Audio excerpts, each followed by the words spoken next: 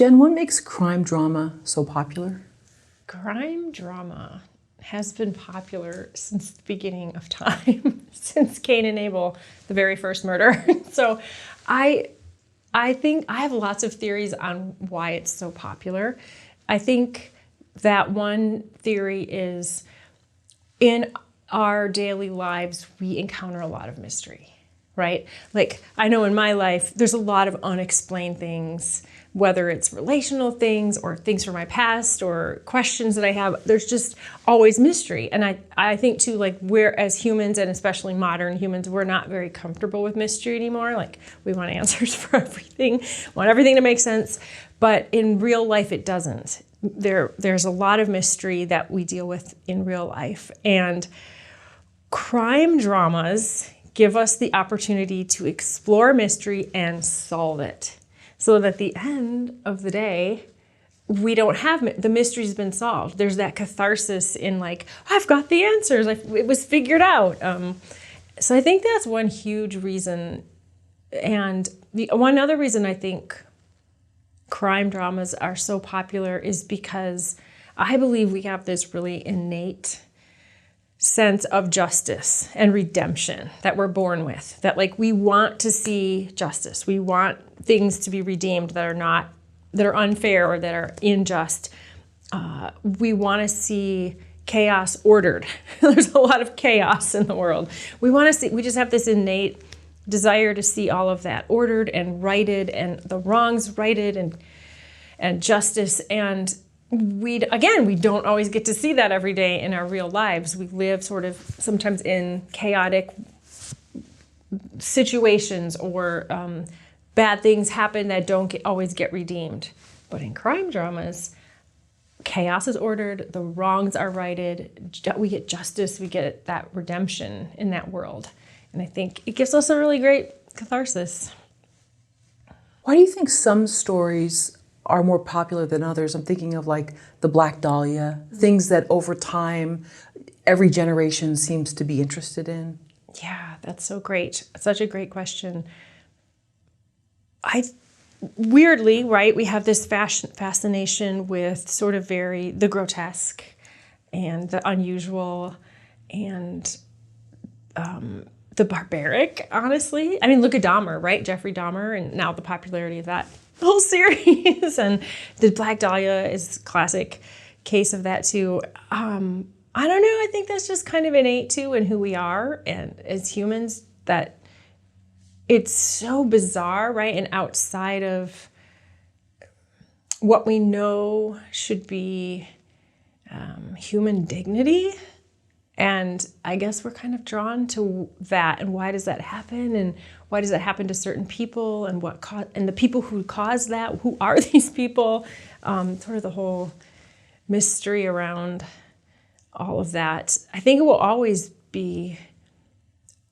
have that question of why lingering over it. You know, why her? Why that woman? Why in that way? And who would have done that? And same with, any other kind of very popular sort of eccentric murder, I guess, is a polite way to say it.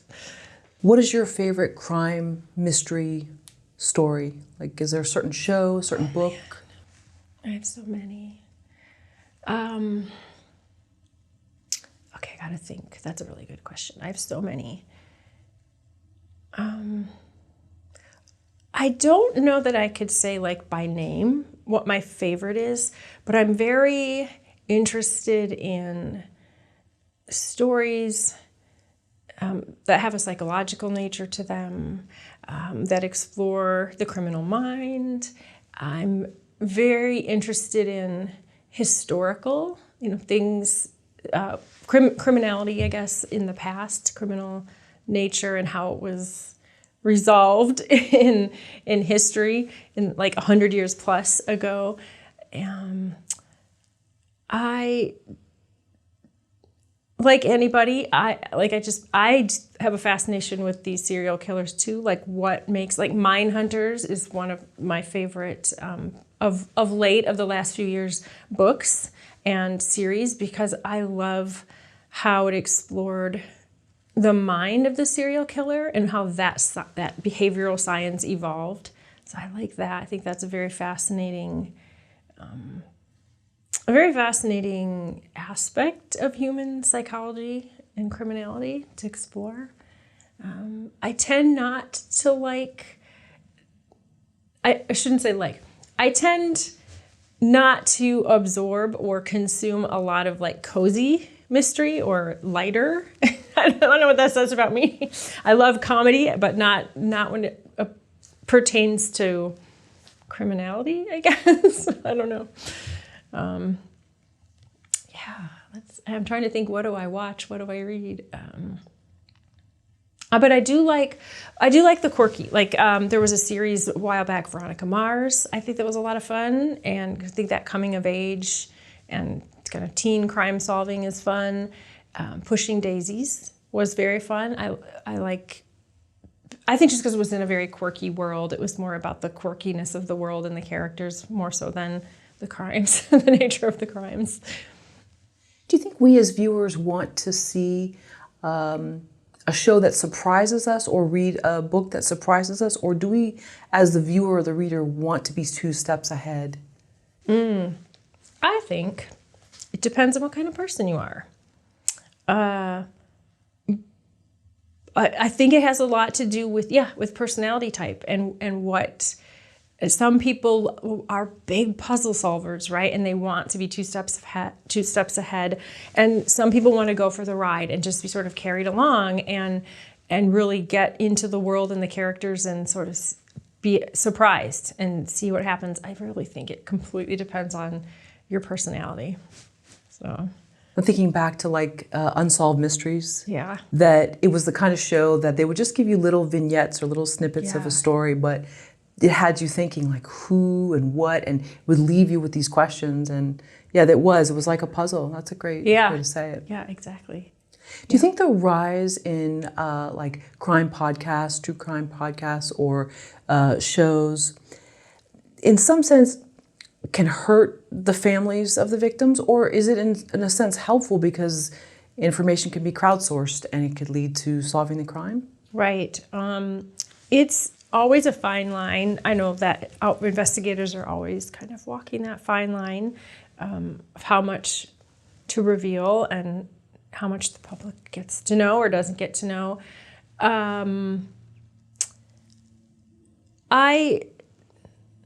I never thought about that question, actually.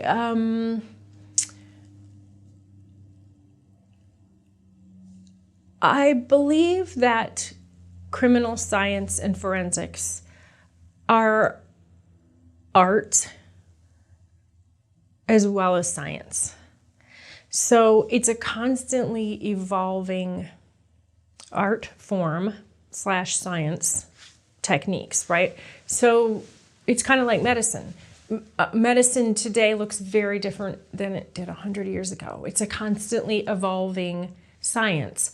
It's also an art. My dad, who's a physician, always used to say, look, medicine is more art sometimes than science because everybody's body is different and medicines react differently and certain treatments will react differently sometimes depending on the person. And I think it's kind of that way case by case with these crime podcasts and all the crime cases that are being sort of shown into the light through film, TV, podcasts, all of this.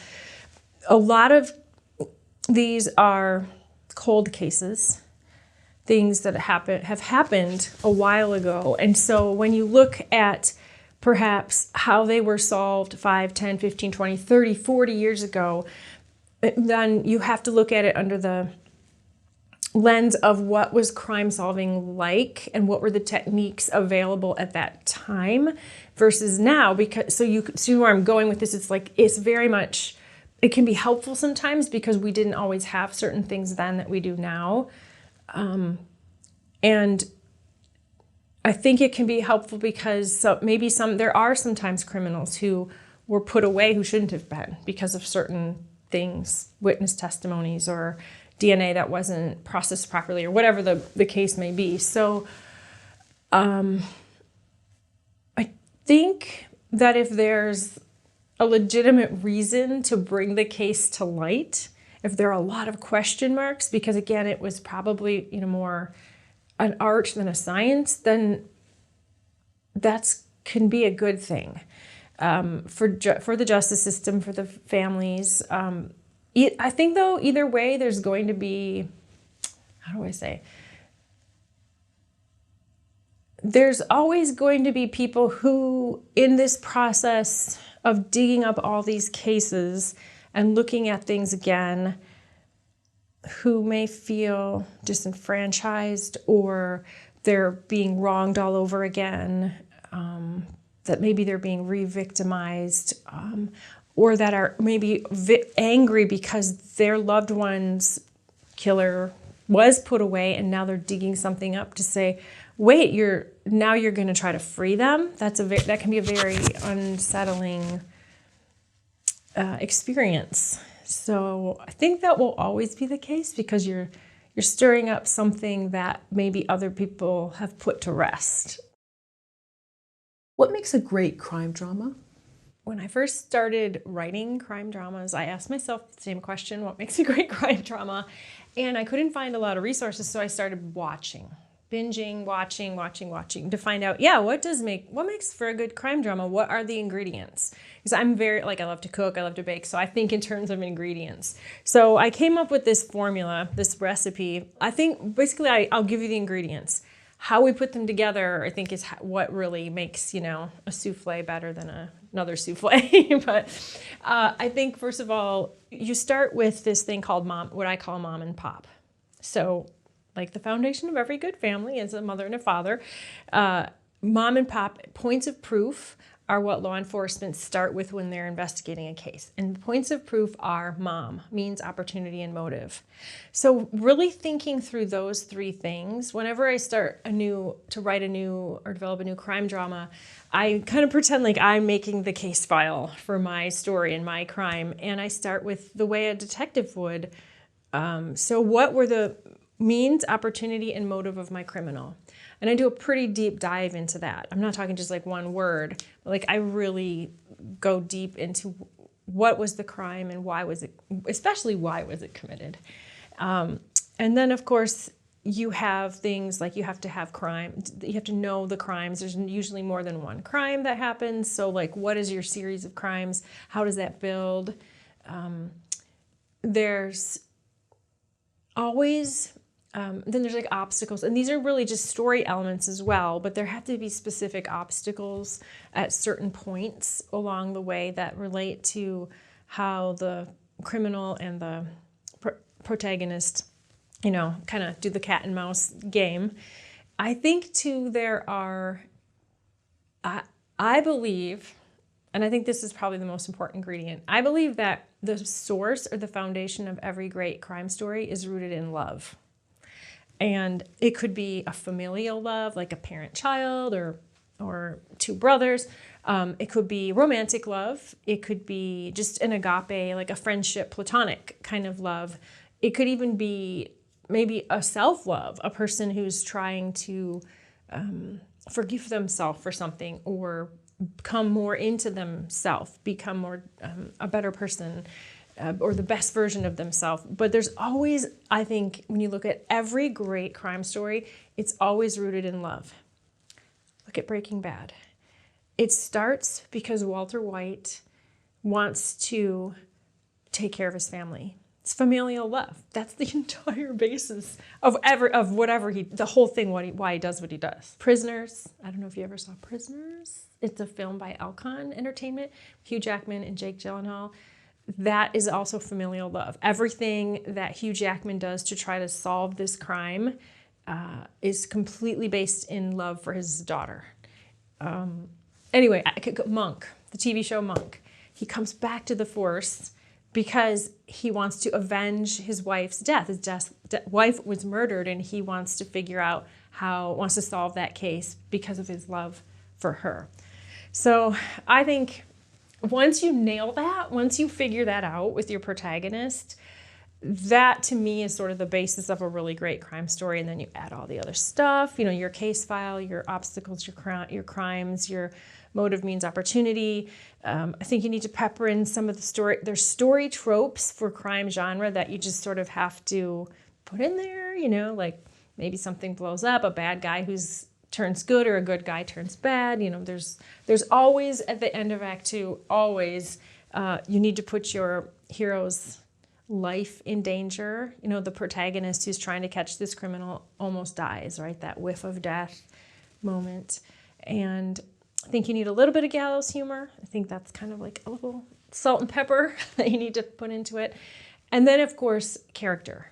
I think that all these great crime stories, or like when you look at any of the Hitchcock stories, they have amazing protagonists. And even the ones of modern, the protagonists are really Dexter, Walter White. They're all very, very layered characters. And so I go through like a whole exercise to help myself really layer who is this, not just a detective or an investigator. It's like there's got to be a lot more to this character than they just want to solve crimes. Like, why are they solving? Why are they doing this? Why did they pick this thing to do versus another thing to do? So character, of course, is key. What kinds of characters do we most often see in crime dramas? Any kinds of characters. Any kinds of characters are in crime dramas. And that's because I think you have, when I teach on this, I teach on 11 crime story types, and I kind of go through, again, when I was binge watching years ago, all these crime stories, I started to notice, they all kind of fall into like certain story types. Like there's the traditional cop, there's the forensic specialist, there's the profiler, there's the caper, there's all these 11. And so what I realized in doing that is like literally anybody can be an investigator. You have a whole like amateur detective, amateur sleuth category. So it could be a plumber, it could be a librarian, girl with a dragon tattoo. She's not a professional law enforcement. She's a computer hacker. Murder, She Wrote, right? Just a writer, just in a small town. So really, the protagonist can be anybody. Walter White was a high school teacher, right? So I think that's what's so great. And then like if you get into like supernatural crime stories, like Supernatural, I think they were brothers, if I remember right. I haven't seen it for a while, but they can be anybody. You have like the X-Files. It's really kind of Stranger Things. It's a bunch of kids, but they are solving a crime. They are solving a supernatural crime that's going on in their community. So really can be anybody, which is why I think this genre is so widely appealing. Like, there's really something for everybody. What's usually at stake? Yeah. What's always at stake, how, again, as writers, we're like, okay, what does the character want? What does the character need? And it's like these two storylines always flowing together, the external goal and then the internal goal. So the external goal is 99.9% of the time to catch the killer, to solve the case. That's what the protagonist wants. They want to, restore the world to justice, redeem that world, order the chaos, right? The internal drive is always the same. It's always the same overall goal. It's just different depending on who that character is. And this is why I think that these grab people so much. Well, any great story will grab people. The internal goal for any protagonist, or the internal need, I should say, is if they don't get that thing, if they don't solve that case or get that thing that they're after, because of whatever's going on inside, they will lose their soul. They will absolutely lose their soul. I always like to say, there are worse things than death. Death is not the worst thing that can happen to us. Losing our soul is the worst thing that can happen to us. And I think that's why when you find these really great stories, whether they're end up being, heroic stories or more tragic stories, again, back to Breaking Bad, the thing that Walter White's going to lose if he doesn't provide for his family is his soul. he will have lost a lot of other things, but at the core of himself, he would have, it's like he would have failed completely lose his soul if he doesn't, step up and do this. So that's what I think is always at stake. So there has to be a core of obsession in the character that's trying to solve the crime, whoever that is, whether it's like an actual detective or a citizen journalist or somebody. There's like this, they just, like their whole life will fall apart if they don't. Yeah. Interesting. Okay. Yeah, I think so. Okay, let's look at I always want to say sharper objects. That's a good one. That's the second one, yeah. Right, exactly. And then sharpest. Yeah, objects, there the you go, one, third right. one, yeah, trilogy. So in sharp objects, so let's look at, and I forget I'm so bad with names, but Amy Adams, like her character, she's coming back to this small town to really unravel this horrific event that happened. And she's also struggling, right, herself. She's basically an alcoholic, if I'm remembering that correctly. And so she knows, I think we see in her that she knows if she can't get out of this cycle of alcoholism, she's going to lose herself. She's going to lose her soul. The only way out of that is she's got to uncover all this stuff that's been going on back home that she tried to run away from. So if she never, ever, ever in her entire life solves that, she'll never become whole. She'll lose her soul.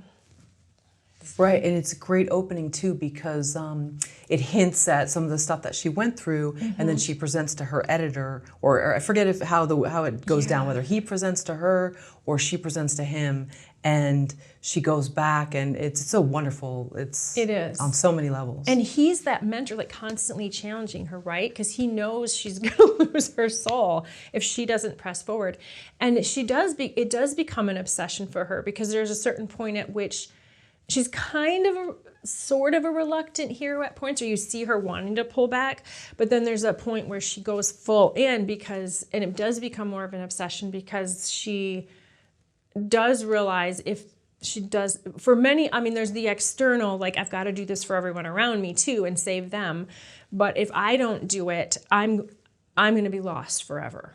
My whole being is lost. So it does become an obsession. Sure, and it also, too, it has a lot of baggage for her to go back because, if I'm remembering correctly, she grew up in Wind Gap. And so she kind of has, bitter feelings, but also some memories that were bad and some that were, it was her whole being that was back there. Exactly, and she has to go back and face that and then redeem it. Right. She has to redeem it somehow. What's a good test to see if something is missing from your story, whether there's not enough intrigue, the suspects don't seem real, the stakes aren't high enough? It's a very common problem, especially in first couple drafts, to have things not as suspenseful or falling flat or not making things as challenging on your investigator as you should. It's very common. So first of all, give yourself some grace, take a breath.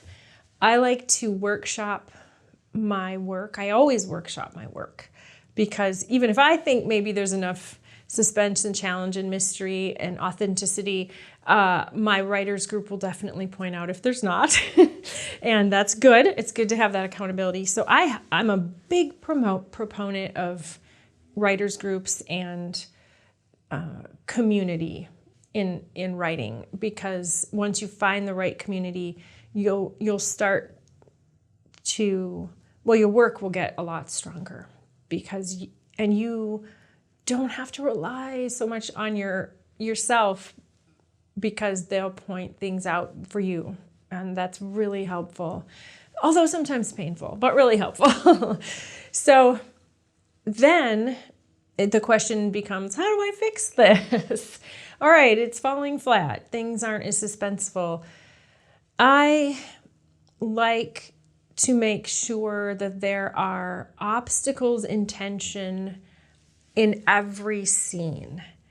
And so when I'm going back through to edit second or third draft or more, that's one of my checklists. I want to see if there's something like a tension happening at the end of each scene, like a little baby, even if it's just a little baby cliffhanger, or a little baby mystery, you're leaving us with something unresolved in almost every scene. It could be an emotional element, right, between characters, or a relational element. It could be more something to do with the case at hand. In order to make sure that's not happening with the case, or like to make sure again, this is why I love making a case file, because I'm going to clock that trail of evidence from the beginning to the end. And before I even get to the script or the page, I'm going to go through, and as if I'm the criminal committing the crime, and then I'm the investigator investigating the crime. And I want to make sure that the trails of evidence make sense and that they have a lot of tension. And I want to make sure that my criminal's smart and my investigator's really smart. So for me, it's a lot of pre-work to see that that's all happening. And it really just kind of takes practice too. You kind of write a lot of limp things before things start to really sing. And then sort of innately you get a sense like, oh, if your gut's kind of telling you like, yeah, there's just not enough tension here. There's just nothing really happening. There's not enough suspense. I think it's important to listen to that as well, because 10 times out of 10, there's a problem there. I rely a lot on my instinct. And the more you write, the sharper your instinct becomes, I think, if you're serious about it. It's such a great question, because I'm trying to think over the 20 years I've been doing this, how did I learn that? And it was really it wasn't a book learning, really wasn't a thing that I read in a book or watched in a video or took a class on. It was very much just practicing the craft, knowing, first of all, what goes into a great crime story, what makes it sing, what makes it pop, what makes it binge-worthy, and then testing it out on my writer group, and then just using my instinct, your story instinct, really, I guess. I would call it. That's good. That could be a book too. Story instincts. That's good. That. I like that. Good. You could put the crossbones and things. Yeah. The case file that you begin, is this a metaphorical file where you'll do it on your computer, or do you actually have like a manila folder where you create like your own sheet with different pieces of evidence and log things? And that would be super fun. I've never done that, but that would be really fun. I usually just start everything by hand. I'll write notes and notes and notes by hand, and then it ends up on my computer and just becomes a computer file, where I've sort of done all the exercise of the case. So, but I kind of like, creating an actual case file. That'd be fun. Create your own evidence pieces. There's your interactive game. Yeah. So you're doing this as if you are the investigator, from the POV of the investigator. First the investigator, then the criminal, or vice versa. I mean, you can do either way, but I try to take both points of view. Like, okay, if I'm the criminal and I want to create a crime, I'm going to commit a crime, I'm going to walk myself through it from the beginning to post. And then what did I do? How did that happen? And then as an investigator, I can say, oh, I've just been thrown into this. I have to investigate this crime. What, from the beginning to the end of solving it, what am I coming across? Because, right, in the real world, a detective or a investigator may not find everything, which is really, I think, good. We don't want our heroes to find everything either. But I need to know both. As the creator, as the goddess of this world, I need to know both. I don't always use everything. It's probably not wise to use everything, because otherwise it'd be just like a game of matching, right? It'd be too easy. But I need to know from both points of view what happened, so that I can successfully play that cat and mouse game. with them, if that makes sense. Almost like a chess game. It does. So. And, speaking of which, you mentioned the investigator doesn't always have everything. In real life, when a case turns cold, quote unquote, is it because there's not enough evidence? There's not enough funding? What's the usual reason why a case is sort of tucked away? Right. There's a lot of reasons. A case officially becomes cold after 12 months. So then it goes into that designation. So during that first 12 months, it gets, a lot of attention.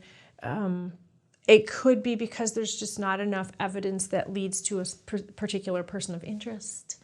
A lot of times there's not enough person power to investigate. There's not enough funds. These police departments are severely underfunded. There's not enough people. It's all of these things that happen. There's a lot of cold cases in our country, a lot. And it really really kind of fizzles out because of sort of a combination of all those things.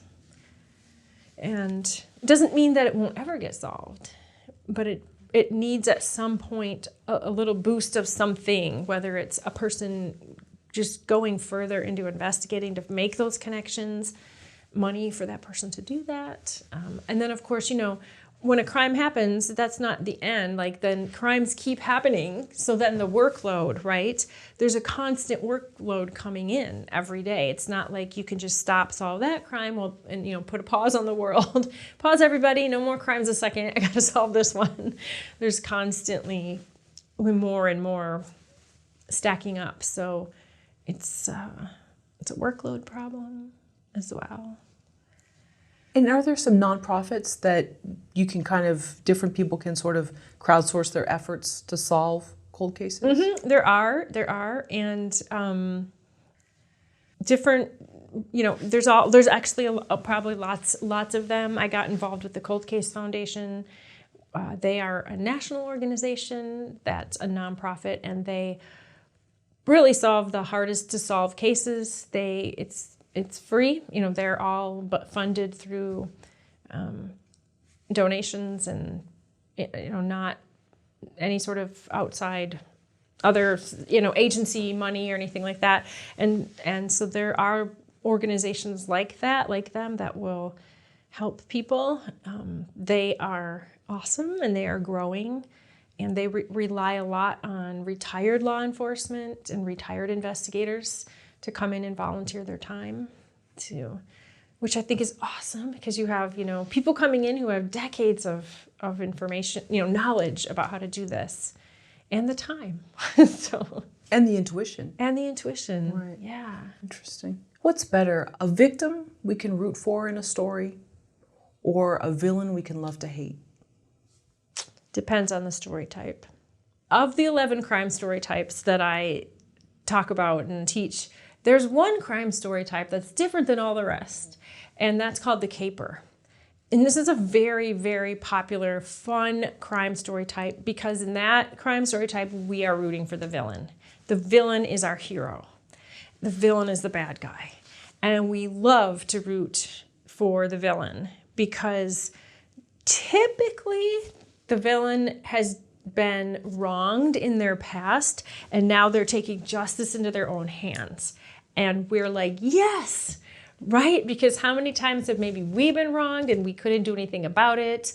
And we just would have loved to take justice in our own hands and avenge our crime or our injustice. And so we love this crime story type. So I don't think it's an either or situation. I think there's just sometimes we love this crime story type of rooting for the villain. Butch Cassidy and the Sundance Kid, classic example. Thelma and Louise, classic example. One of my favorites. Hell or High Water, which came out a few years ago, has quickly and was kind of quiet, just kind of came and went. But it's brilliant caper about familial love, rooted in familial love about two brothers who commit crimes in order to avenge their mother's wrong, something that bad that happened to their mother, right? Who's not going to root for that? Even though they're doing terrible things. All of the Ocean's movies are caper, Italian Job. And those villains, it's more of a team, right? It's more of a multiple, I would say it's a team sport, but character, of characters. And they're just kind of fun. I think there's maybe some avenging that goes on, definitely in the Italian Job, but in the Ocean's 11 one, like it's really just fun to watch them get away with this big crime and sort of mess with the system. So that is, I think, in its own, just a story type that we love. Separate from, but not necessarily unequal from, the stories where we get very invested in the victims and we want to see them. It's just a different story type, where you're focusing more on the victim's story and how does that get resolved and redeemed. And so I just think they're just kind of different, but not necessarily one is better than the other, I guess. So, yeah. What makes a satisfying ending? I believe that a satisfying ending does not necessarily have to be a closed, happy, everything gets wrapped up in a little bow, but it needs to be cathartic in that whatever injustice was set up at the beginning needs to be righted. Whatever chaos happened to this person at the beginning needs to somehow be ordered. There has to be an element of redemption. Even if it's just a little bit, we can see that the world is just a little bit brighter for that person, that hero, or that victim. I think that's the catharsis we're all looking for in this genre, and that we're all looking for in ourselves, our own worlds. And would it depend? You said earlier, like cozy mysteries. Okay, that's more maybe lighthearted, and in the end, the sun will shine again, and there's harmony restored to the neighborhood. But maybe Girl with the Dragon Tattoo, not so much. Right. I mean, you have the Hallmark mysteries, which are super popular, right? And they're great, and like, could binge watch those all day, right? Those in the Christmas movies. And there's definitely a place for that. It's lovely. And then you have something more like What Happens on Lifetime, which is definitely the genre of women's stories and women wanting to be wanting to have right restored because bad things have happened to them. And so there's that sort of a little bit darker level of story. Yeah, and then we can go Silence of the Lambs or what did you just say? Girl with the Dragon Tattoo. Yes, which I love Swedish noir. I love that Nordic noir. Love it. It's because you're right. It doesn't. There is a satisfying ending in that she helps them catch this horrible person who's been trafficking women. It's horrifying, kind of really dark and grisly, but she does help avenge all that, and so it's extremely satisfying ending. But you kind of get muddy getting to the end of that. So. And the writer had his own interesting story too, and mystery behind his death. Oh, did he? I didn't read about that. Oh. Well, there's different theories, but anyway, people can Google that. I have no opinion on either one, but there's been mystery behind it. So. Oh, I love it. What are the first steps in writing a crime drama? To write a crime drama, you first need to know how story works really well, because crime dramas are left brain, right brain. You have to know exactly the logical plot, right? Your plot and your trails of evidence have to make sense, not just for your hero, your investigator, but also for your criminal. Your criminal definitely needs his or her own very structured story. But then there's the whole other emotional element, relational element to the story that you need to know how to tell well, because that's the thing that keeps is the page turner. That's the thing that keeps you coming back after the commercials or binge the next episode, is that that underlying, the humanity behind all of it, right? That your investigators need. And even I think we've come a long way when I look at like TV from the 80s and 90s to now. Even criminals have been, it's never black and white, right? It's like we used to be able to get away with like the bad guy, and he's sort of this stereotypic thing, but bad guys are not black and white. Criminals are not black and white in real life. There's layers and layers to why they got to where they did. And so those two things, unlayering those for your protagonist and your criminal, are for me, the foundations. Like, that's where you have to start. You have to know how to tell a story really well, and then how to really think through these two major chess pieces. So, What should happen the first 10 pages of a crime, thriller, drama? What's crucial? Kind of the same as really any story setup. You're setting things up. You're setting up your crime. You typically not because you're introducing. This is a crime genre. We're going to tell you about a crime that happened. So you're setting up your crime, your criminal world, your criminal. You're setting up your investigator and his or her world and what that looks like. Sometimes investigators are professional. Sometimes they're not. Sometimes this is their job, and so that innately gives them a motive for having to investigate something. A lot of times they're not. They're maybe reluctant heroes, or they get thrown into a situation where they're sort of forced to investigate something and then, become more obsessed about it. But it's really kind of, the first 10 pages, it's really the same as setting up any story. Your main characters and your world and the tone, what kind of ride we're going to go on. If you would look at the pilot of Pushing Daisies, which is very fun, right? Very quirky, fun kind of crime story versus, Dexter pilot. The tone's very different, right? So you're setting that up too right away. I think you've said to start your story in the middle of things. Come in late, leave early. Why is that? In media res, just start in the middle of things.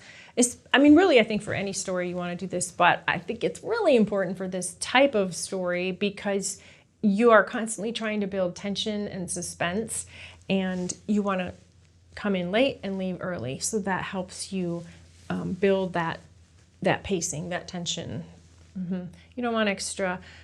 Really, obviously, like in any script, there's not room for extraneous, right? You only want what's on the page or on the screen to be there and nothing else. I think it's like tenfold for crime stories. Especially if the tone is less relational, less comedic, and more about the action, the thrill, the adventure, the suspense, the tension, because you don't want to leave any room. You want to just keep it super tight and keep us on that ride, fast. Okay, so if we could use an example, so let's say, I'm trying to think of the beginning of Sharp Objects, but we're not necessarily seeing all the mundane of her life. We're speeding it up. Right. Yes, exactly. You're only going to see, and honestly, that's a great way of putting it, because you really are trying to build, for your protagonist, you're really trying to build in the motive, right? What is driving them personally? Let's just take professionally off the table, because especially for like detectives, like that is their job. So the motive, there's a different kind of motive, because the motive is like, that's your job. Here's your case, Oh, that's today's job. But for like Sharper Objects, she doesn't have to take this.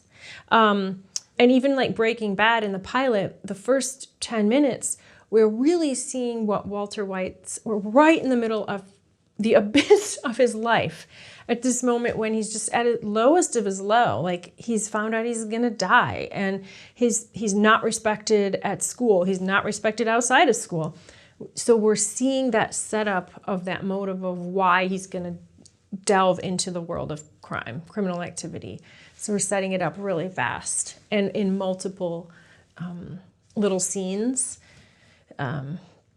So I think that's a really, because we don't, it's, and he's definitely more of the caper kind of, so it's a little bit different than a traditional detective kind of crime story. But even with the traditional detectives, you're seeing right away, they're getting launched into this crime, right? And they have to go on the scene, and right away they're trying to evaluate everything. They're right in the middle of this chaos. Somebody's just been murdered, and this is a chaotic world, and what do we know? We have to quick figure out what we know. So you're given as an audience, and them as a protagonist are given just the pieces they need at that moment to propel them to the next scene. And then the next scene and the next scene. One of the things that's tempting for people who are newer in writing this genre, and I was guilty of this, is just wanting to throw all the evidence up front, within that first 10 or 20 pages. We don't need that. We shouldn't have that. It's a rabbit trail. And so we're going to lay carrots all the way through to the very end. So you're only giving your heroes exactly what they need in the moment to just get to the next step, to figure out the next step, and then the next step, and then the next step. And of course, obstacles are going to get thrown in their way and bounce them around. So we don't want to make it too easy for the reader or the viewer to solve, and at times maybe throw them off, keep them guessing. Yeah, definitely. You don't want it to be easy for your hero. I always think about, I don't want it to be easy for my hero, because that makes that person kind of boring and not very good at his job or her job. And it makes them not very human. So they may do things, they may make mistakes. There's definitely, I always say, like, you definitely want rabbit trails that don't pan out. They find a piece of evidence and it doesn't pan out. They talk to a witness that they think, oh my goodness, I just solved the case, or this is it, we got what we need, and it doesn't work out. So you definitely want that for your hero, also of course for your audience. Yeah, you want to take them on the ride. So. Why do you say limit physical evidence to 3 to 5 pieces? I do say there are 6 basic types of evidence in the world that you can use, not just for writers, but for real investigators. And physical evidence, there are 3 types of physical evidence. Physical evidence is especially DNA, because we've come so far with DNA right now. First of all, my rule of thumb is never solve a case with DNA. That was okay in the 90s when DNA was evolving and it was like this bright, shiny new thing. But now it's too easy, and DNA is just too good. It's so good. So it's just too easy, I think, for story-wise. And I say limit your overall physical evidence 3 to 5, because while those are interesting trails of evidence and we need them to connect the dots from our crime to our criminal, they're not, they can, a lot of times they can be easily resolved because you're looking at tangible, like, oh, a shard of glass. Okay, of course, eventually they're going to find out, okay, it's this kind of glass and it came from that window at that church on that street. Okay, great. We connected those dots. Awesome. But what's more interesting story-wise is circumstantial evidence. And that's all that indirect evidence, what people think or hear or infer. It's that gray area. And if you look at, like, we'll go back to sharp objects, most of that is solved through circumstantial evidence. Piecing together memories, piecing together where people were at certain times, piecing together what people said or heard or what. There are physical pieces of evidence, but it's mostly connected through circumstantial evidence, and I think that's what makes for good tension and suspense and gray area in story. And unless you're writing a very straight forensic kind of story type, which is great. I mean, we have those and we all love them. Bones is a great example of that. CSI and NCIS, those are really fun and they've been on the air forever. They're classics. But they deal very strongly in physical evidence. But I think that the circumstantial, that other gray area is really interesting to play around with your characters. And that's why I say try to limit your physical evidence and really focus on pulling out character and how character plays into creating your trails of evidence, if that makes sense. Is direct evidence the same as physical evidence? Direct is things like photographs, video, witness testimony. It's not really physical evidence. It's not really circumstantial evidence. So videos, photographs, those are fun to use, but they're direct, right? This is what you get. If somebody videotapes somebody doing something, well, it's pretty hard to dispute that unless you can figure out some ways to trip that up. Witness testimony can be very gray or it can be very clear. You can really play it both ways. So, what about hearsay? Let's suppose you have a small town, everybody's got their own agenda. Small towns are filled with gossip. Right. And everybody kind of has their own angle, whether it's positive or negative. Right. Where does hearsay fall into it? Yeah, that would be more circumstantial type of evidence, what people are inferring, what they're sort of concluding based on, whatever biases or things they think they have seen or heard or, so, but I love it. That's definitely what should be happening in your mysteries. Broadchurch, I don't know if you know this, British series, and then they made it into a US series, and I can never remember the name of the US one.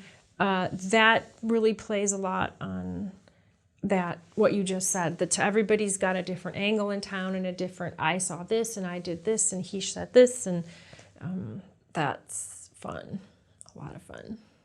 Are mysteries better served in a small town environment? I don't think it matters. I think, again, it's setting, it's tone. We can have I'll say this, because I'm from a small town, so I'm very partial to small town mysteries because of exactly what we were just talking about with the circumstantial and the hearsay, and people are very tightly connected a lot of times in small towns, and it's harder to be inconspicuous. It's harder to hide things in a small town. You are known. So that's a whole one element to play with in terms of what kind of setting and tone you're giving your mystery. In bigger cities, it's easy to disappear. It's easy to be just to hide away and nobody knows you. So that's a whole different tone and setting.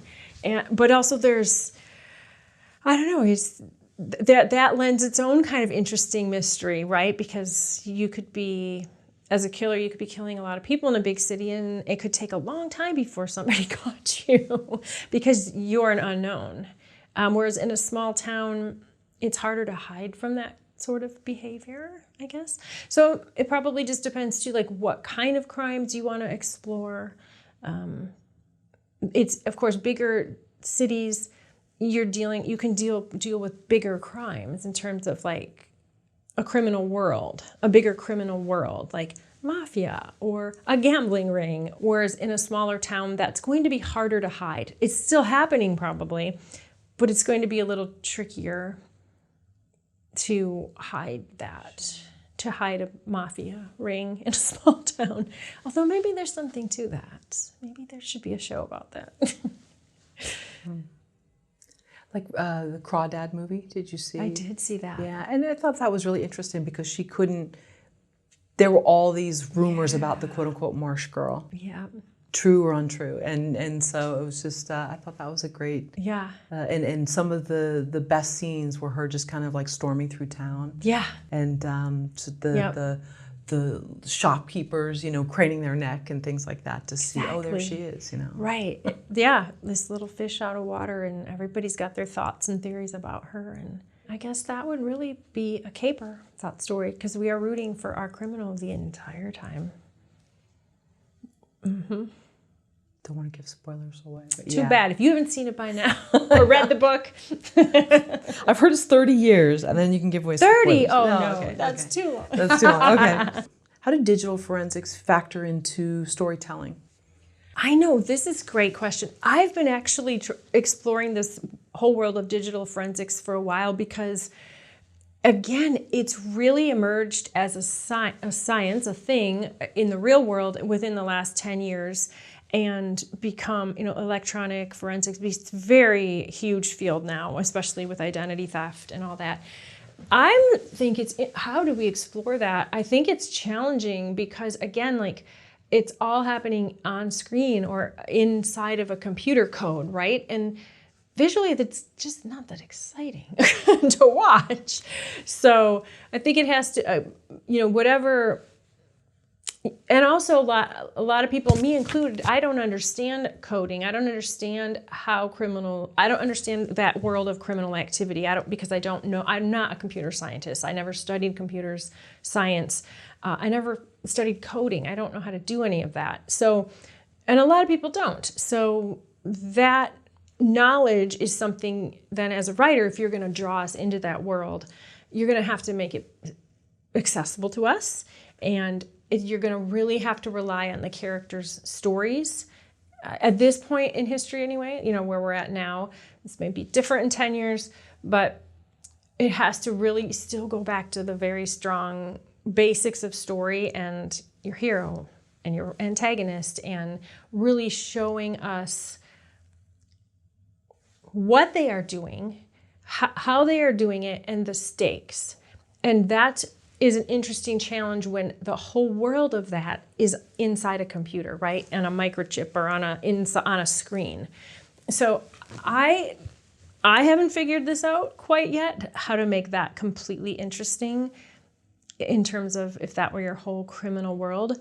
I think Hollywood's probably still figuring it out because I haven't seen any shows or a lot of movies that I can even pinpoint that where that's the focus. That's the main crime-solving focus. Even though in the real world, that's people's entire jobs is just to break down criminals on the web or dark web or wherever. So it's a huge, huge, growing criminal world that's out there in reality. I'm curious to see how we translate that to a fictional world. I'm waiting to see. Also phones, geolocation of phones. And you know, you talked about, you know, circumstantial evidence of someone's location. Well, now if someone's phone pinged a certain tower, maybe they had the phone in their possession and like that. Yeah, that's definitely see a lot of that, like using technology or people's technology to track them or to track a killer or figure out their last steps in life. Where were they? Like that definitely, yeah, that's used all the time. And again, that's, I guess I would call that physical evidence because it's very tangible. It's maybe it's a combination of physical and direct. And so it's really easy to prove, right? Like, oh, their phone was here and this tower is here. These are all tangible, very real things. So again, like, use them sparingly. Of the 11 types of crime stories, Which is the most difficult to write and why? I just think that depends on who you are, because they all are there's like legal, there's paranormal, there's medical mystery, there's profiler, I think I said before, traditional cop, the caper. I'm missing a few, but it really depends on if you're creating this, it depends on what kind of world do you want to live in. Like, I don't love the legal world. I don't love watching legal shows. I don't really know a lot I don't care too much about that legal world. So for me, that would be really hard. If someone was like, write a legal crime drama, I'd be like, so much research. It just doesn't thrill me. So it really just has to depend. It really just depends on who the person is creating it and what kind of world they really want to spend time in. Like the medical examiner, investigation coroner, that's a whole nother crime story type with shows like Rizzoli and Isles and Quincy. And I feel very comfortable in that world because I lived that world. So, but whereas someone else might be like, ew, that's not the world for me. So I think it just depends on what world do you want to spend time in. Yeah. What happens when you get stuck in a story? How do you get yourself unstuck, whether it's a novel, screenplay? Mm-hmm. I research. I take a shower. I take a walk. I call a friend. I let it rest sometimes. And I do maybe go do something else for a while. And I can say that it always, any one of those options gets me unstuck. Yeah. I've never been, if I try it, So I just have to try something and it will work. I know it will work. So it's good to have hobbies that are, if you're writing about sort of a dark world, maybe hobbies that are a little lighter and fun. And you said you like comedies. Yeah, I think so. I mean, even something as simple as like, I'll just I don't know, go vacuum or something, just doing something completely different than that you're not thinking about the story. But yeah, when I unwind, I mean, I love to read. I read a lot of nonfiction. I've been getting more into reading more crime fiction rather than viewing so much. And so I do love to be in that genre just to stay up in what's happening and what are the new stories. But honestly, in my spare time, I'm going to put a comedy on 100% of the time. I'm going to watch Ted Lasso over and over. Who's the best person to tell the story? Are you doing first-person narrator, third-person? I let the protagonist tell me. I know that sounds like so woo-woo, writerly, but I've told stories from first person. I've told from third. I've told both. My book, Hole in the Woods, I have, I think, 6 or 7 different points of view that are all working through that novel.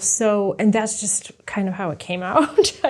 I didn't sit down to plan that. It was just like, oh, this one's talking to me now. Oh, now that one. Okay, I guess we're doing a lot of points of view here. But then some are just one straight point of view, some third person, some first. That's real. I don't really know how that happens, but... Well, the POV, is it of usually the criminal, the detective, the victim? I've done all. You've done all, okay. Done all, so there's no hard and fast rule. Not for me. I think, I think it's, and I've heard other writers say this too, the way a story comes to you, because, as writers, we're just sort of always, for me anyway, I'm like, story just kind of comes in different ways. I may not even be thinking about, oh, what's my next story? And it just sort of comes at me and approaches me. And in that way that a story comes to a person, I believe guides how it gets told. And it sounds very general. But if I'm attracted to a story, I was originally attracted to the story of Hole in the Woods because of the victim. And that was a very haunting personal story for me. It's based on a true story. And I got to know the victim's father a bit and was tracking for years, because it was a cold case, her story. So I was very interested in it. It started with her. So she gets a point of view. I naturally had to tell her point of view, because the more I got to know her and her family, it just had to happen. But that story is also told through investigators, and it's also told through the killer's eyes, because I thought that they had a very interesting point of view once I got to kind of understand, or maybe just know a few more facts about what they did and who they were. So I think it just depends on how a story comes to you. Another story that I'm working on, which is a historical CSI set in France. The story came to me through the main investigator, and who's male. And I typically have female protagonists. So that's been interesting and then I studied his life. And so I became so interested in his life that that's how the story started to unfold, kind of more about his point of view of how he came up with all these crime-solving techniques.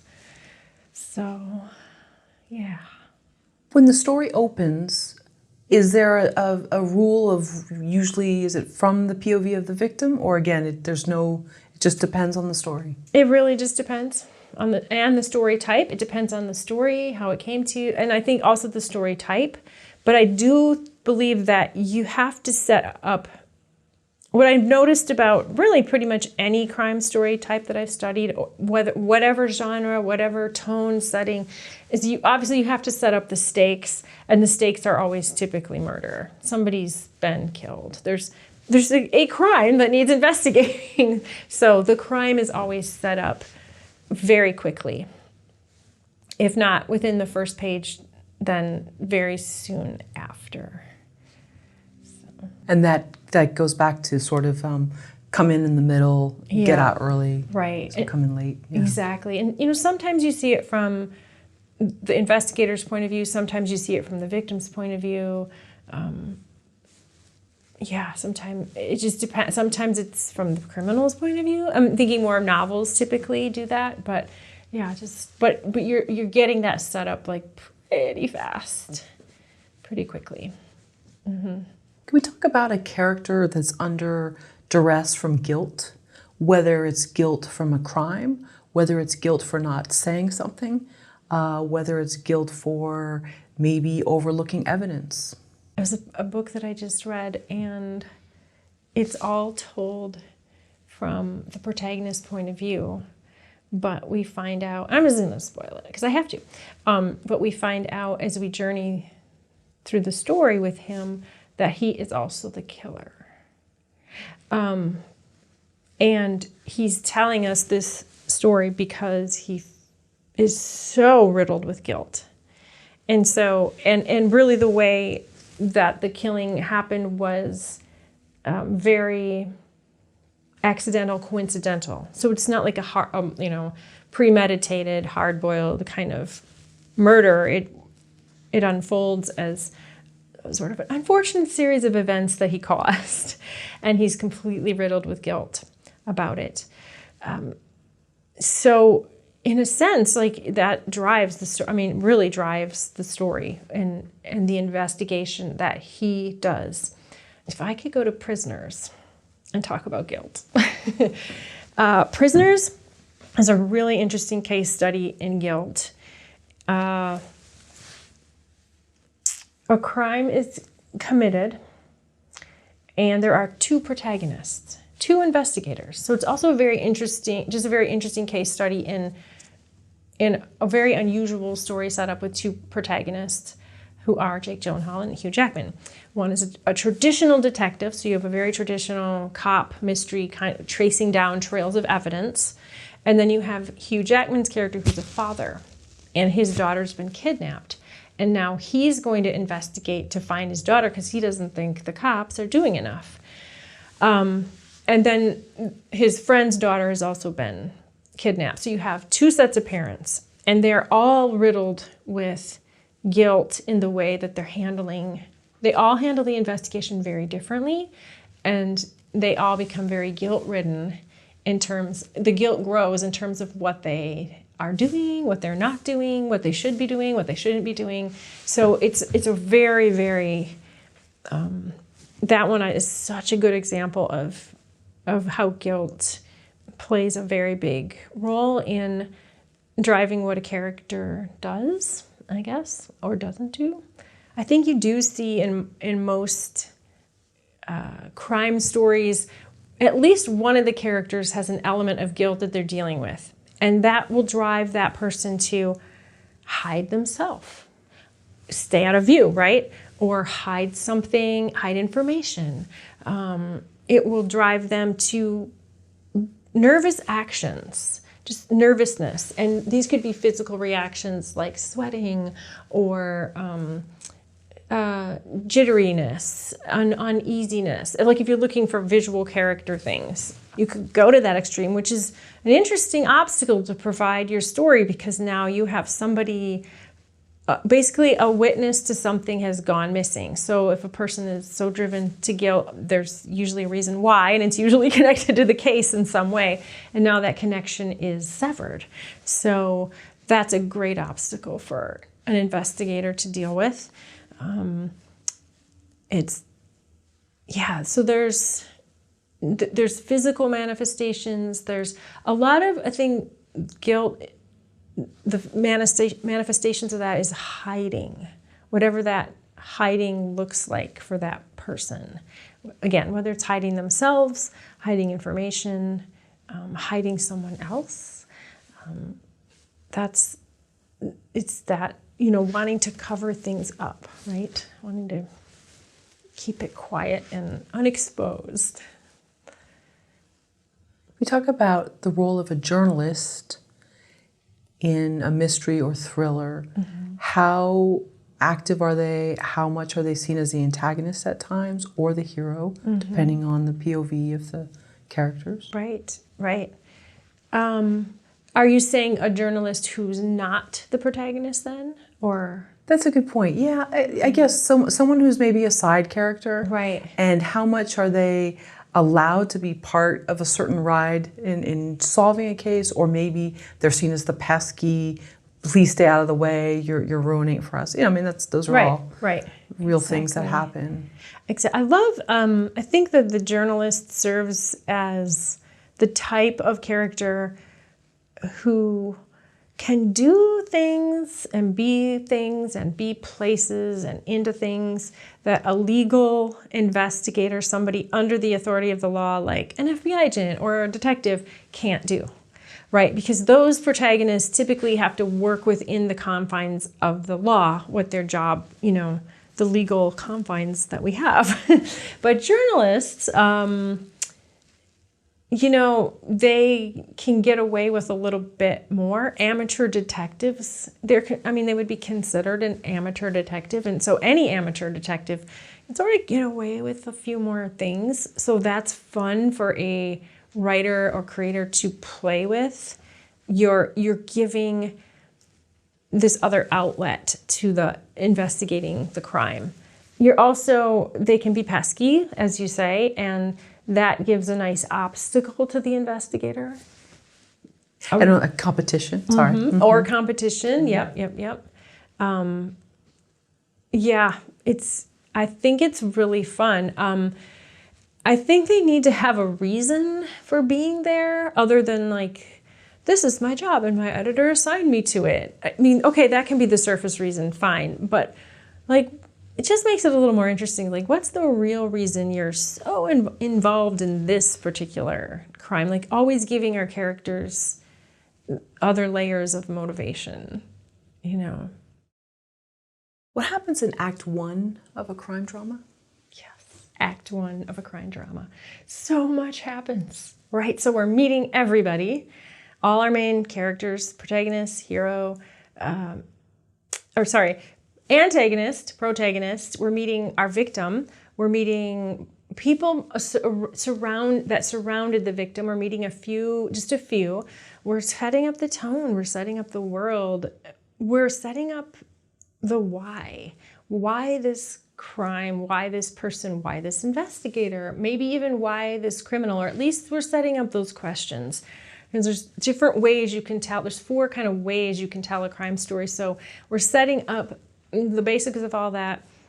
We are getting into some clues that are going to be false.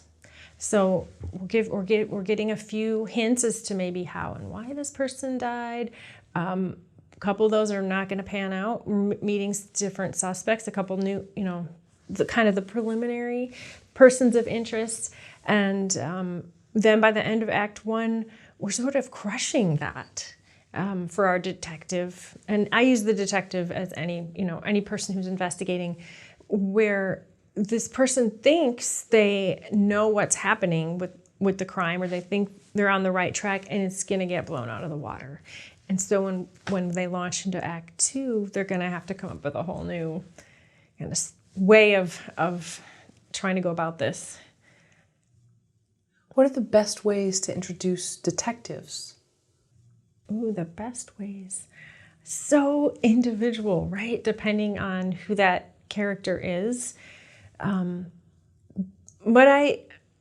I like to, when I'm first trying to create a protagonist, I want to know what their secret is, their pet peeve, what kind of quirk they have. I want to know what devil they have to fight, and I want to know their strengths and their weakness. So I'm trying to put all that into when I'm introducing them within that first act. Those are just kind of my checklist, and then of course we go deeper into all that. But I think if we can hit all that, we're doing pretty good, and we're showing our audience that, hey, this is somebody we haven't seen before. This is kind of interesting. And then at some point we would do the same with the antagonist? At some point, yes. Yep. And that can get rolled out a little bit more slowly. And it can get rolled out through the eyes of the crime as well. So even if we don't meet our antagonist for a while, we start to get a feeling of what kind of person this is, based on how they committed the crime, evidence maybe that was left behind, what people are saying about the victim, and maybe people that the victim knew. So, how does Act 1 end? Act 1, I think, needs to end with a bit of frustration for the protagonist, a bit of suspense. It's definitely a question mark. Whatever you thought happened to this victim, we're ending Act 1 with oh no, that's not it. There's a big question mark. There's way more to this story than I thought. Kind of a question mark. And could that also be in terms of access, like whether it's the POV of a family member or a detective, that they think that the access to solve something or get information, those doors are closed? Yes, it could be the closed doors of access. It could be the closed doors of a piece of evidence they thought was key, or gonna, this is it, we're gonna figure it out. It can be any of those things. Maybe they even have a suspect in custody, and then, nope, the alibi pans out and they're off. Now we're back at square one. What are the major beats of Act 2 in a crime drama? They're honestly really the same as any other type of script. You're going to follow the same beats. Like, I'm very much a save the cat kind of writer. I use that as the skeleton of my story. I follow all those beats, except that when I'm laying out the actual case, those beats always pertain to my case and my crime and my protagonist. So, we're going to start the beginning of Act 2 with, we're going to have to go after all new evidence and all new people to talk to, because it just didn't pan out in Act 1. By the midpoint, it looks like we may have somebody. Okay, it's all kind of coming to a nice little head of I think we got the person we're looking for. And then by the end of Act 2, everything's crumbled. So, and not just crumbled, like this is all not panning out, we are not on the right track, but are now by the end of Act 2, that kind of all hope is lost moment, our investigator's life is being threatened. It looks like not only are they going to lose the case, but now they're going to lose their life. They've been kidnapped, they've been injured, they're being held up, however you want to do it, they're not going to get it. They're not going to get this case solved. So really follows the same, but just case, all about the case. How common is it for at least one suspect to disappear by the second act? By the end, for a suspect to just like die, disappear? or maybe they've just kind of been ruled out, like you said, their alibi checks out, and or whatever it is. Right, but I mean, by the end of Act 2, you should probably have 3 to 4 suspects who have not checked out, who are done. Like you're gonna run through 3 to 4, because by the beginning of Act 3, your investigator's going to regroup and get themselves back on the right track. And oh wait, now I figured out who's really the real person. Now we need to go after that person. And then maybe if they figured it out, who knows? They may have figured out some of that before, but they can't quite get there. So Act 3 is about actually getting the real killer. But you're going to dispose of probably 3 or 4 before you get to the real one. And how important is it to reach the wrong solution in Act 3? Act 3, I don't believe is really about reaching the wrong solution. I think it's more about, because you've already had a chance to do that in 1 and 2, or you should be doing that in 1 and 2. By Act 3, you're coming up with a final battle plan. Now you've got it kind of figured out. And it's really more about that battle plan and executing that battle plan to really go in and get the real killer, the real suspect. So it becomes more about figuring out that plan, executing that plan. There may be some, up and down in that plan. It looks like it's, there's a little bit of tension or a lot of tension in Act 3, but it's more about actually honing in your target on the real criminal and getting them. How important is it to have an overlooked clue? Yes, there should be, I think, because you don't want your hero to be super smart. You want him to be super smart, but you want him to be human. And humans, we overlook things. So I do think there should be, it's not, Act 1 is a nice place, like that by the end of Act 1, somewhere in Act 2 is always a nice place. Sometimes it can even happen in Act 3 where all of a sudden, something comes to light that they hadn't considered before, or that wasn't present before, or whatever the reason, however you get it there, that can be part of their final plan where we didn't see that before, and now that helps us connect all these pieces, and now we know how to catch the killer. So, must there always be a confrontation in Act 3? Yes. Yep. We're talking about flat old good and evil here. This is like crime is, good versus evil. And so, yes, there always has to be that battle, right, between good versus evil. Because, again, we're talking about the world of chaos and injustice, and that has to be righted. So there's going to be a battle, good and evil. And how do we know we have a satisfying ending? How do we know we have a satisfying ending?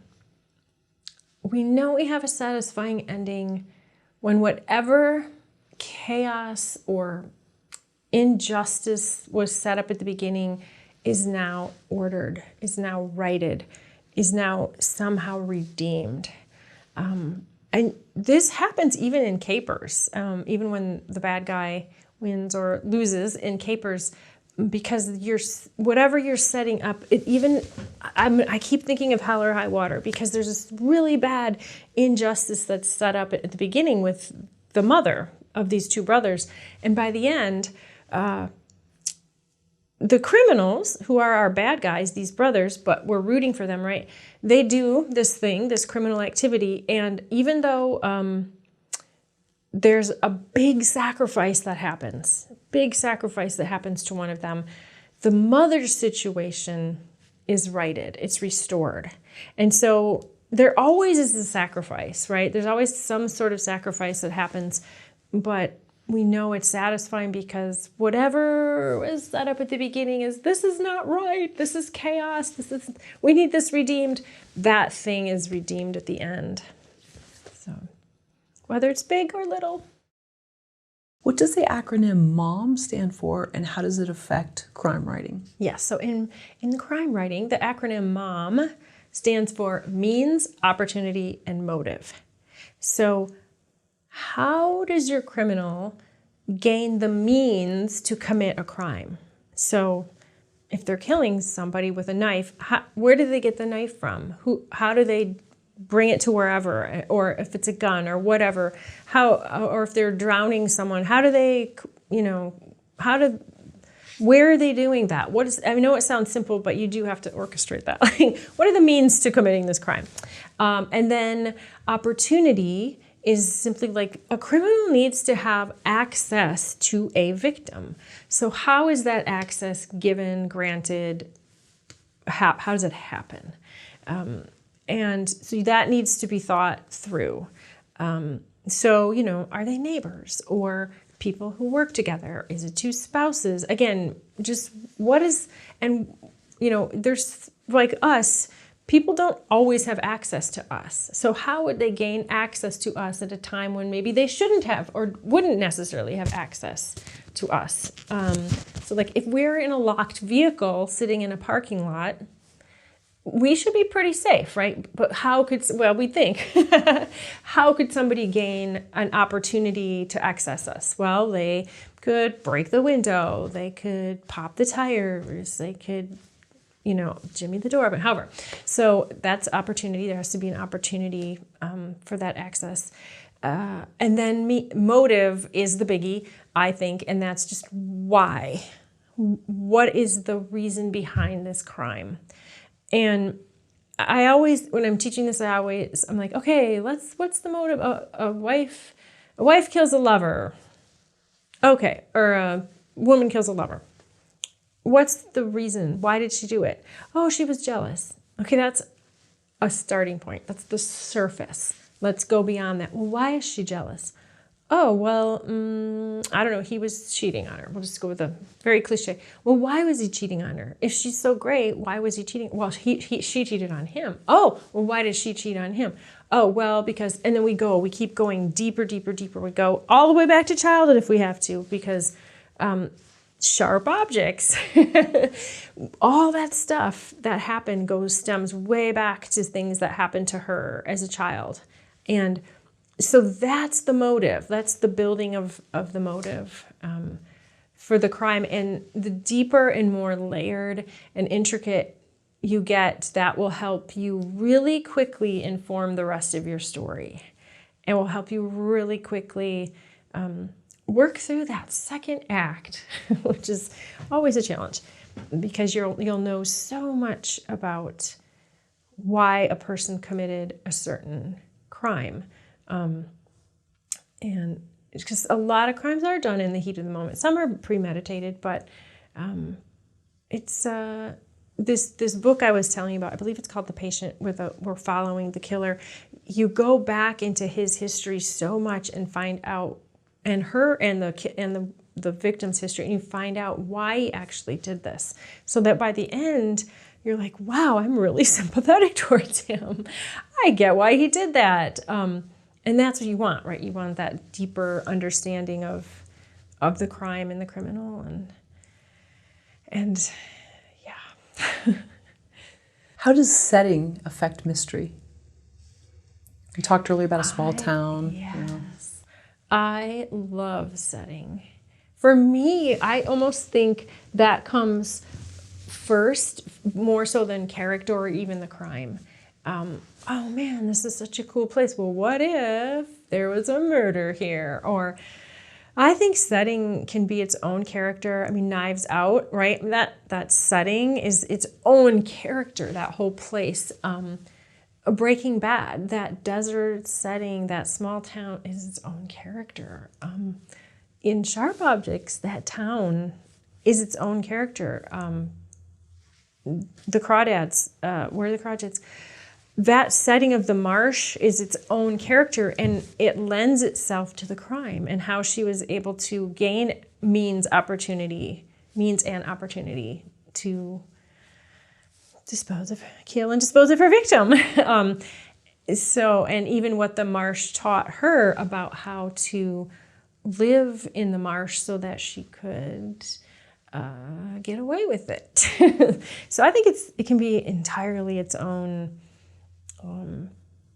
aspect to the story. What kinds of characters best fit into a mystery? Really, again, I'll just go back to it can be any type of character. The important thing is to give them really great motive. Really spend time in the character development. Because I found at first when I started doing this genre, I was very much a plotter, and it was all about the plot and getting all the trails of evidence right and making it this really interesting, weird, twisty murder, or just making sure that the murder just made sense, right? And that the trails of evidence made sense, and that the protagonist could find them all, and tying, like a big jigsaw puzzle, pinging the pieces together. And then I quickly realized through feedback that wasn't near enough. That was interesting to a point, but it didn't make it competitive. It didn't make it binge-worthy. It didn't make it sellable. And that's where we want to be, right? We want to be sellable. And I started to see that while that was all very important to know that, to be authentic in your forensics and be authentic in your crime telling and authentic in your detectives and what they do and your protagonists and how a crime is investigated, what people are left with more than that, and obviously me too, obviously as a viewer and a reader, you're left with who were those people, who were those characters. And that's when I had to kind of, all right, bump the next step, next level writing, and really start paying more attention to the emotional journey and hero's journey arcs of my characters. And that's where motive and really developing deeper level characters, especially if you're writing a series, right? Whether it's a limited series or a series you hope goes on, you want to stick with characters that are very interesting and memorable.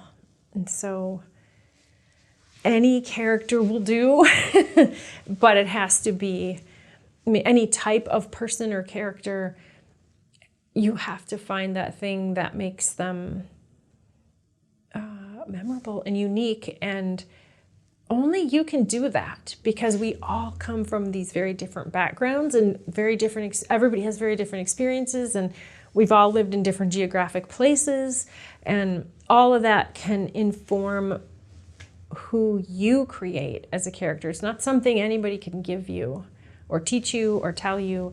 You have to start digging into your own experiences to help you create those characters. And what is a red herring, and how does it factor into mysteries? Mm-hmm. A red herring is simply a thing that doesn't pan out. So an investigator's like, oh, I've got this, this fingerprint. I'm going to chase after that. And they go and they chase after it, and they find, oh no, actually it's just the next door neighbor, and she was home with the kids and she has an alibi. So that's an example of a red herring. It's just a piece of evidence that just, takes you in the wrong direction for a second and then doesn't pan out. So it wouldn't be characters, because I was thinking about some of the characters, all of them there were 5 and they all had their own motives, but you don't know, we haven't narrowed down who it is yet. No, it could actually be a character. Oh, it can. We think this one character is it, and they turn out to be a red herring. Yep. So it could be evidence, it could be a person. Yep. Okay. Okay, great. What about rabbit holes? Rabbit holes are, we've all been down rabbit holes. And at the end of the rabbit hole, there's just a hole. There's nothing there. Oh, I and see. so, Okay. No, but I mean, in crime writing, you want your investigators to be like little rabbits going after what they think is the right clue, but at the end, they're just a hole. It's nothing. And now they got to climb out of the hole and they got to try another trail. So we, just think about how in real life sometimes if we're on the computer or we're surfing, we end up going down this crazy, I was just looking for shoes and somehow now I'm going to Hawaii. Like, how did that happen? Right. So, yeah. And how much do you like to foreshadow in a story? And what does that mean? Yeah, that's a good question. I don't think about it at all in crime writing. That's funny.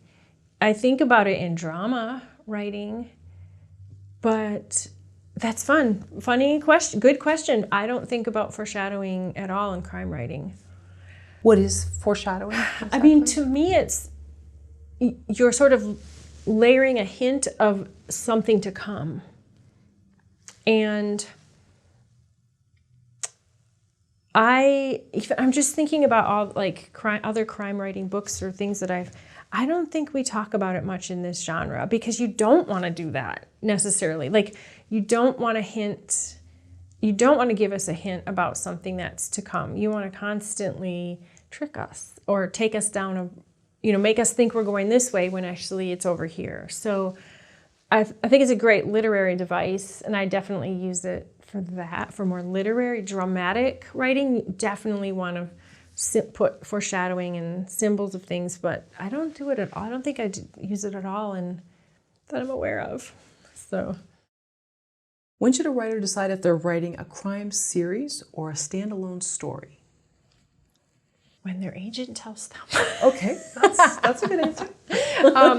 Yes. So most literary agents are looking for writers who can deliver a series because there's longevity to that. Most publishers are looking for writers who can deliver a series because there's longevity. And when you start to invest in a writer, whether an agent or a publisher, it takes a lot to invest in a writer. And so they want writers who this is a career. This is something they're going to be doing for a while and going to be producing many works so that they can foster this career and make money. So I know when I've worked with my agent, almost everything we've pitched, sold, is all based on a series. Almost everything.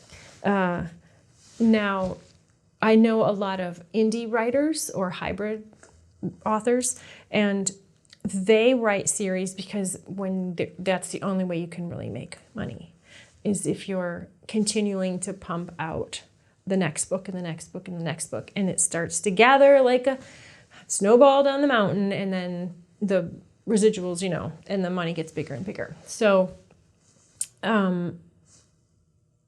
it's not purely financial, but also most authors that I know that are doing this, they really want to spend time in a series. They really want to develop a character and keep it going. And readers love that. Readers want that. They want to invest. And once they've invested in a book or an author, they want the next one and the next. If it's something they really love and enjoy, they want more. People will email me, readers will email me, when's the next book coming? We want more of Emily. We want more. What's happening? So there's a lot of reasons why I think a series is a good choice. A standalone, I wrote a standalone, and we published it in 2020. That one was a standalone because for me, that was a real passion project for me. I never saw it as a series, and I was already established as an author, and so I could sort of take the risk, of publishing the standalone book because I had other things in my repertoire. And I think the authors that I know that have published standalones, it's because it's like that. It's a passion project. It's something that really doesn't lend itself to a series, but it's something they're very passionate about, and they just need to write it, and that's fine. And my agent was fine with that, but okay, well, what's the next series? Wait, let's keep going. So, yeah. Is it easier to write a crime series than other genres? I haven't written in a lot of other genres. I've done a few things, but I don't know that I could give a fair comparison. But I always say I think it is a very challenging genre, again, because you're having to create a drama, right? With all its intricacies and levels of characterization and all that. But then you're also having to write a crime story. So you're writing two stories. And I start, I lay out my crime story first so that I know I have the correct plot. Then I go back and I lay out the other story, which is the investigator's story. And so because they have personal lives and they have things that they're dealing with. And so that is a whole separate story, right? And then you have to mesh them together and figure out how they inform each other. So I love it. I love that exercise in the brain. But if I were writing just a straight drama, I think it would be just the one story and not another crime story alongside of it. So it's challenging. Right, because going back to Sharp Objects, you have Amy Adams' character, but then there's a love interest. Right. And there's kind of baggage with that. And then there's other people in the town that you kind of get hints into their world, some more than others. Right. And it's, so you've got to kind of develop their little side stories. Exactly. But then you're always pushing the mystery too. Like always, you have to have that whole thing figured out. So I like it. Because I guess maybe I get bored. I like lots of variety. Is creating a crime series as simple as coming up with new crimes? Or that's just one part of it? If you have a protagonist that isn't really going to change and grow, then it's kind of more about the crimes that they're solving each book or each episode, right? And we've seen, we've seen that a lot on TV where the protagonists don't have a huge arc, right? They just week by week, they're the same person. They don't have a big thing that they're dealing with. They have their B, C, and D stories, but for the most part, they're not changing and growing a ton. They're the same, almost the same people from when they started, to the end. So there's that, and that's fine. With those series or those kinds of stories, the crime becomes very much in the forefront. That's like really what we're interested. We're diving into those books or that show because we really are interested in watching the twisty, curvy crime being solved. And then you have the other where I think you're looking at a protagonist. Well, there maybe is a bigger crime that's being solved, or they're solving certain things, maybe week by week crimes, but then they're actually dealing with something kind of bigger in their life, where life changing, like doing a hero's journey where they go from 0 to 180 and they become in some ways a different person, or whatever devil that they're fighting or thing they're trying to overcome, they actually get to overcome it. So I think there's kind of two directions you can take them. So what goes into the outline of a crime series? I start with my case file, which takes a lot of time. I spend most of my time researching and prepping all this outline, and then make sure I have my crime figured out, all the steps of the crime, the logistics of all that, how my investigator's going to solve that, and then the journey that the investigator's going to go on, and then the antagonist. Like, what journey is that antagonist on? From the beginning of the story to the end, where does that person fit in and what's their arc? So to me, those are the main things that go in my outline. I outline copiously with these kinds of stories because then when I sit down to write, I can just sort of it's all kind of there. I can just pull it up and now get writing. Because I don't want to, I'm not in the fiction world, they say there's the pantser and the plotter, and when it comes to crime writing, I'm definitely a plotter because I don't want to spend my time. I want to spend my time writing, not figuring out does this evidence work here or here. Kind of want to get that all figured out first. So I think it's important to figure the crime out, figure out how those trails of evidence work, how your investigator is going to run through that crime and figure it out. And there will be surprise. Obviously, there's surprises once you get down to writing. It's never finalized in the outline. So, what other tips do you have for anyone deciding to write a crime series? Do's and don'ts? Give it a try. Like, don't think too much. If this is kind of like your first foray into writing crime and you're very interested in it and you love crime, just give it a try. I think it's worthwhile for any writer to try, even if you're comedy, whatever. It's such a good exercise. Don't feel that you have to know everything about forensics or crime fighting or any of that to delve in. There's plenty of resources, but do seek to be authentic.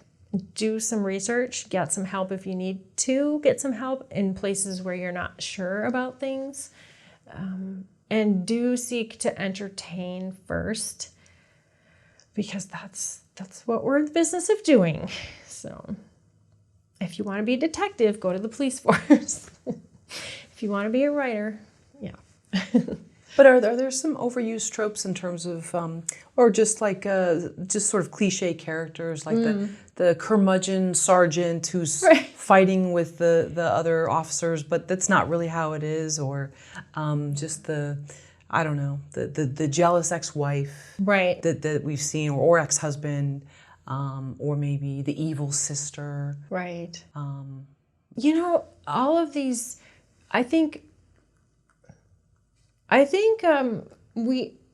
don't know that I believe in overused tropes as much as not well played out or well developed stereotypes. I do think it's okay to have that curmudgeonly sergeant, even though that's typically not what happens in real life, because we're not here to portray necessarily what happens in real life, but I think it's more of, again, going back to why is that sergeant curmudgeonly against that detective? Because kind of the stereotype is just, well, that's just their roles. Like, it's just his job to be a curmudgeon and to provide obstacles for that police officer. And it's like, okay, that's great. That was 1950s or whatever. But what if we gave that curmudgeonly sergeant a really good, interesting reason for being curmudgeonly that has maybe nothing to do with the police force, or maybe it has everything to do with that officer and there's some history there. So again, I just think having motivations for why your characters are the way they are and interact the way they do can go a long way in breaking down stereotypes. But I think the tropes are, like, most of the tropes are okay. We need tropes. I mean, trope simply means a turn, right? It's just turning the story in a different way to satisfy the audience's expectations. Well, we need that. Like, we're okay with that as an audience. What we're not okay with is just the stereotype, the inauthenticity of it. We want to, especially I think viewers now are very savvy, and it's why? Why are they doing? Why? Why is that person acting that way towards this person? And yeah, so I just keep digging.